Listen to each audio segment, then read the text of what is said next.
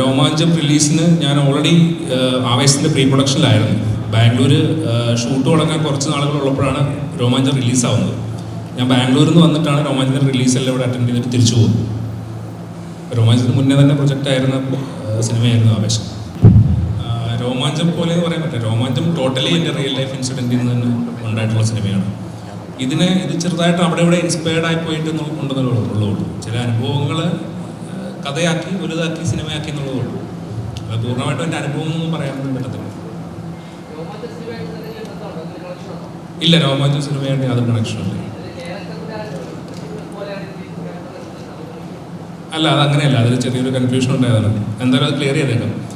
അതായത് രോമാഞ്ചം സിനിമയിൽ ചെമ്പൻചേട്ടൻ ചെയ്ത ക്യാരക്ടർ, സെയ്ദ് എന്ന് പറഞ്ഞ ക്യാരക്ടർ ശരിക്കും അങ്ങനെ ഒരു അപ്പിയറൻസ് ഉള്ള ആളായിരുന്നില്ല. അപ്പോൾ ആ സിനിമയ്ക്ക് വേണ്ടിയിട്ട് നമ്മൾ പുള്ളിയുടെ അപ്പിയറൻസ് അങ്ങനെ ആക്കിയതാണ്. അപ്പിയറൻസും ആ സ്വഭാവവും രംഗ എന്ന് പറഞ്ഞ ക്യാരക്ടറിൻ്റെ പോലെ ഒരു സ്വഭാവം കൊടുത്തതാണ്. അപ്പോൾ ഇത് ടോട്ടലി ഡിഫറെൻ്റ് ആയിട്ടുള്ള വേറൊരു ക്യാരക്ടറാണ്.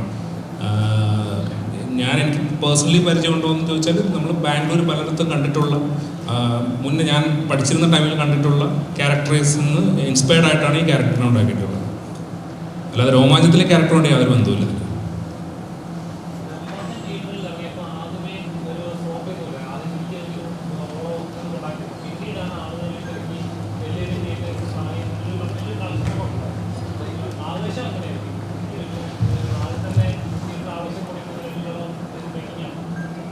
ആവേശം എനിക്ക് തോന്നുന്നത് ആദ്യത്തെ ദിവസം തന്നെ തിയേറ്ററിൽ ആൾ വരുമെന്നാണ് എൻ്റെ വിശ്വാസം. അതിന് വേണ്ടിയിട്ടാണ് നമ്മൾ ശ്രമിച്ചിട്ടുള്ളത്.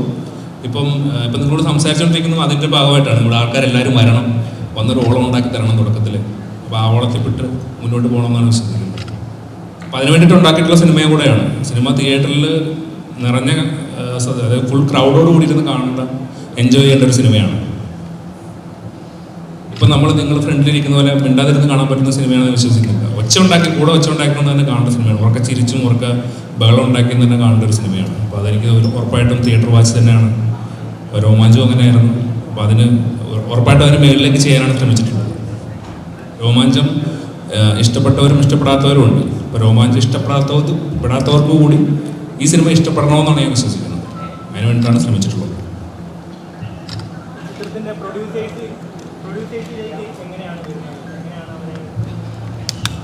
അതായത് രോമാഞ്ചം ഷൂട്ടിന് ശേഷം ഞാൻ ഈ കഥ ഡെവലപ്പായതിനു ശേഷം ഞാൻ അൻവർ റഷീദിൻ്റെ അടുത്ത് പോയിട്ട് പറയായിരുന്നു.